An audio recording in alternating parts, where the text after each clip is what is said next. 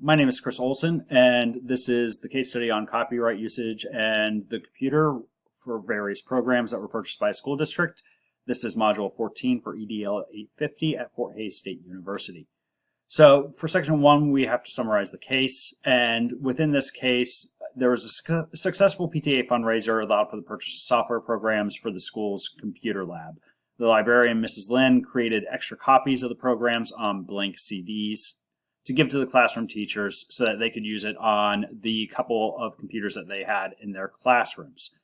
Mrs. Brandon, who is a third grade teacher, does not want to use the programs as she fears that they might violate copyright, and so she reports the copy programs to the school principal, Mr. Sample. Mr. Sample approaches Mrs. Lynn and requests that she collect all copies and explains that use of these disks would break copyright laws.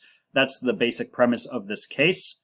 So we need to start breaking it down, and let's start off by looking at the legal issues.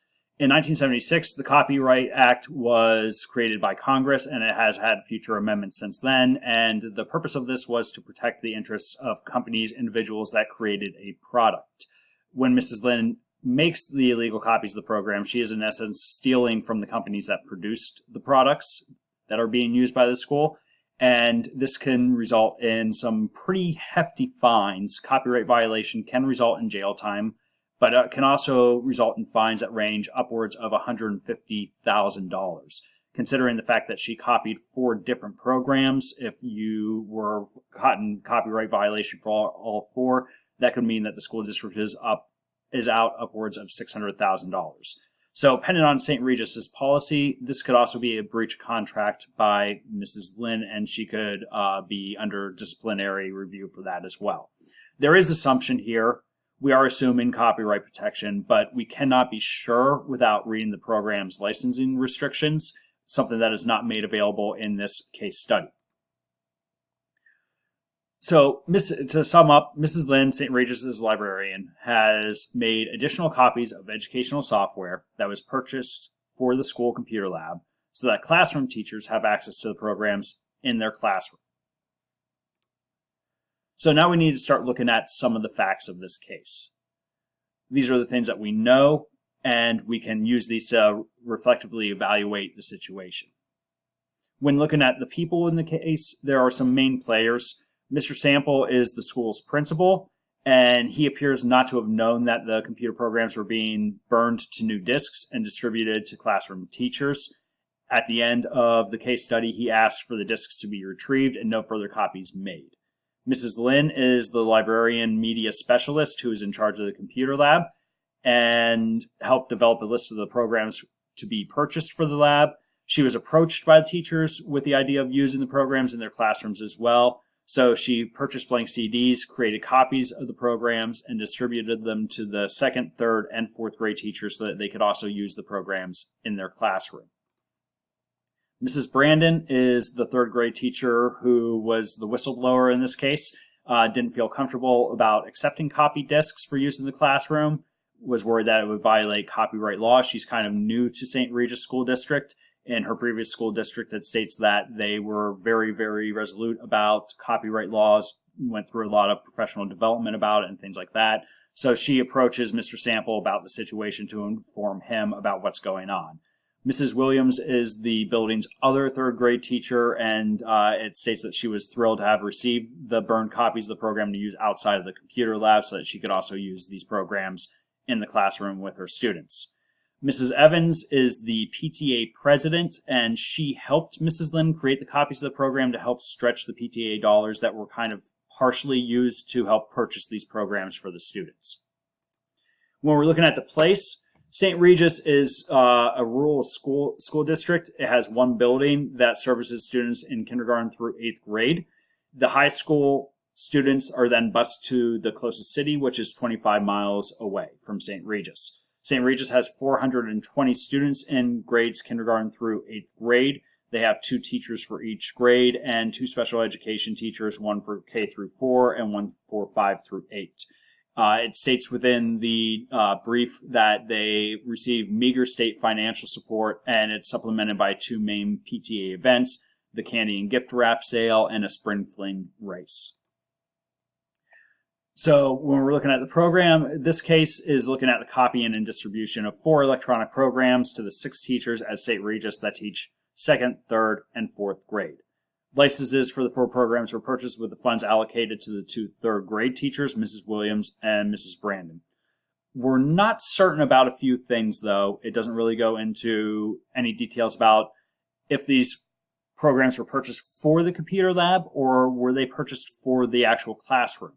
Also, we are not sure what is written in the software license for these 4 programs and what policy St. Regis has pertaining to copyright beyond the federal guidelines and state guidelines that might be in place in the state.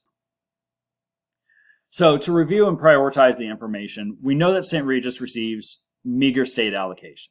We know that violation of copyright could result in a fine of upwards of $150,000 and that there are 4 programs in question. Based on the statement of state funding, a sizable fine could severely impact the school's ability to meet the needs of its students. We do not know what the software license for each of these programs states in regards to copying. We also do not know if the district superintendent has been appraised of the situation. We do know that the number of machines being used must never exceed the numbers licensed through purchase, either through purchase or license of computer software. This comes from the Copyright and Fair Use Guidelines for Teachers, a document that was published by Xavier University. So there are a lot of different options when we're looking at this case, and we need to figure out what's going to be best for the school and for the district. When you're looking at the first option here, this is the simple do nothing. Let's just go ahead and let the burned copies of the programs be used by the teachers. It helps the students. Yeah, it might result in copyright lawsuits, but we're a really small district. Let's just see what happens, and we're just trying to do the best that we can for the students. Option 2 is collect the current copies and analyze the software license. Through analysis of the license contract and collaboration with others familiar with these types of licenses, it could be determined if the copies of the program were allowed to be made. There are programs out there that will allow you to make copies once you have actually initially purchased them. There are other programs that you can download free teacher versions, that you can download free student versions, but you can also purchase. So it kind of depends on what these programs are. Based on further research from that, then we could make further decisions. Option 3 is discuss the options with the PTA and the district leadership. That the decision on whether or not to use these programs rests in public opinion and that of the district administration. Kind of take it out of Mr. Sample's hands. It says in the design brief that he's been working hard to try to be accepted by the community, and by giving it to the members of the community and the superintendent's office to decide, it would help to kind of essentially save face so that way he doesn't lose the respect of the members of the community. Option 4, collect current copies and say it's not allowed, breaks copyright. Play it safe, assume you're breaking copyright, and by making additional copies, just select them, say, nope, not happening, we're not taking this chance.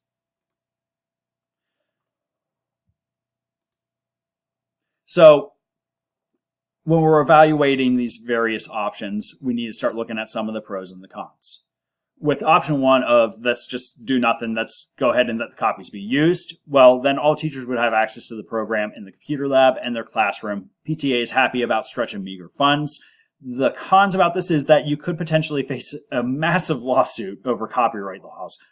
There's a potential, and the potential loss could force drastic cuts in the district, which would then impact the students' ability to succeed.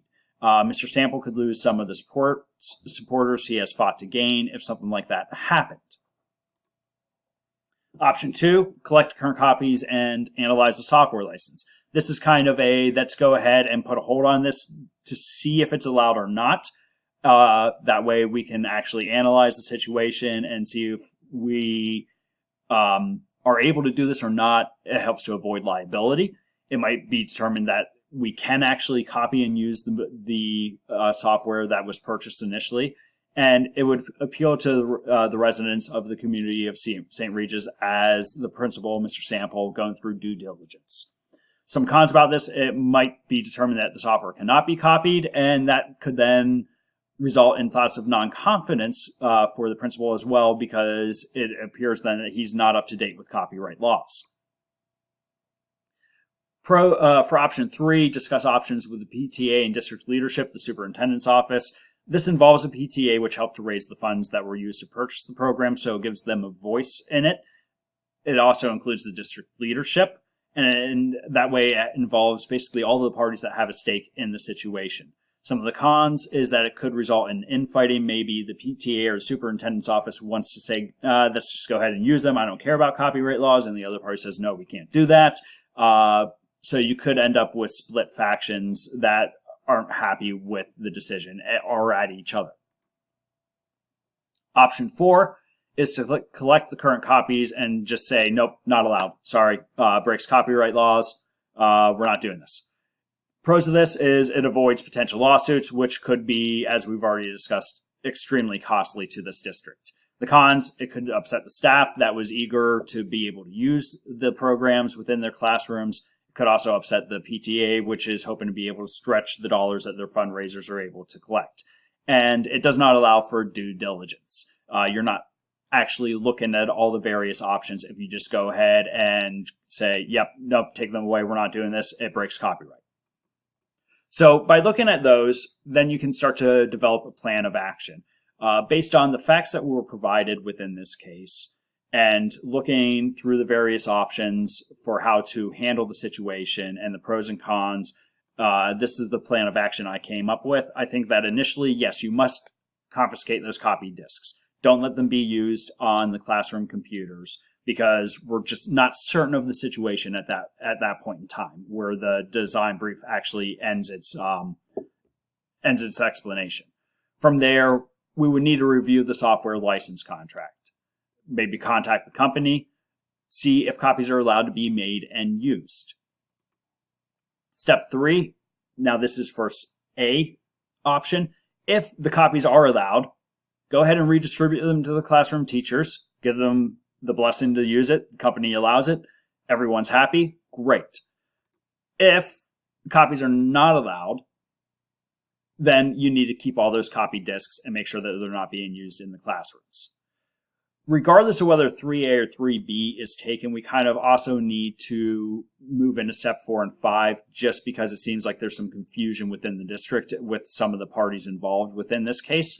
We should contact interested parties, PTA, teachers, Mrs. Lynn, and explain whatever decision it is, how it violates or does not violate, possible consequences about copyright laws if these programs were continued to be used. And also, it might be good to ensure that the district policy on copyright is up to date and abides by the laws that are in place at the federal and state levels.